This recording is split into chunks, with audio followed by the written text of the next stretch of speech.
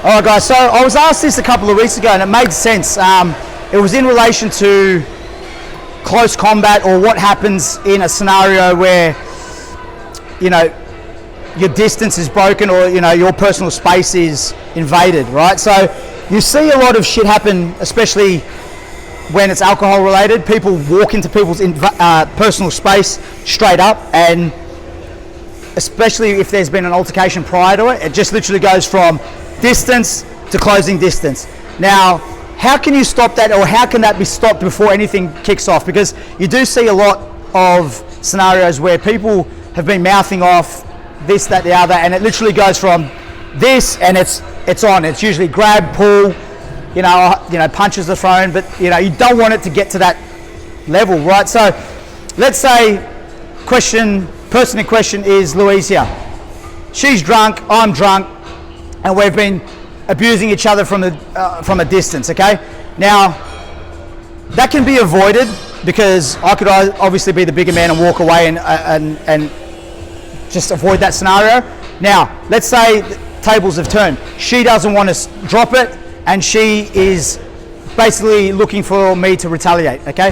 Now, I've got the cool head on me, I'm not going to retaliate, but what happens if she comes into my personal space?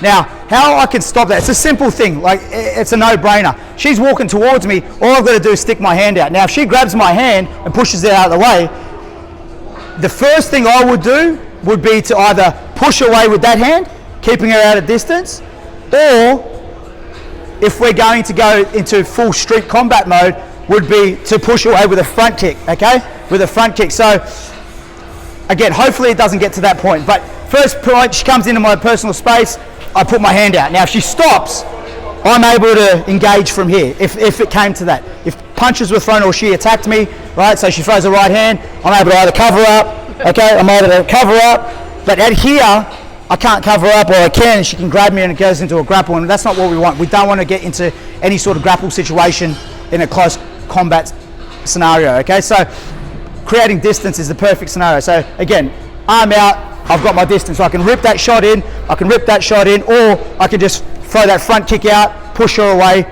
then I've got more distance, okay? So that's 3 techniques where you can literally cover distance by just breaking that arm. Now, let's go on the flip side here.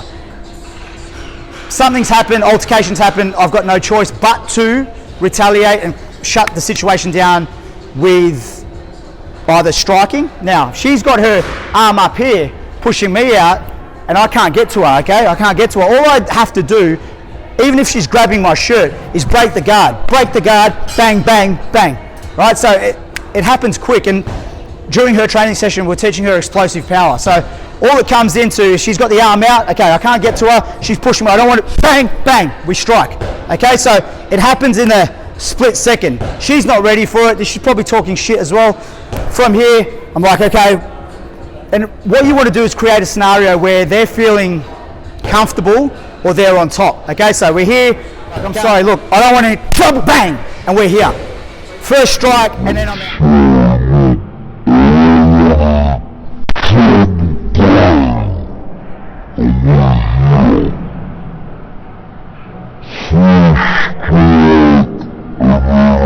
Okay, that is in a situation if I think I'm not able to walk out of something with my words or able to avoid that situation. I can literally break or bridge the gap by doing that, okay? So it's breaking the guard. So 2 simple tips, pad work, and then obviously close combat.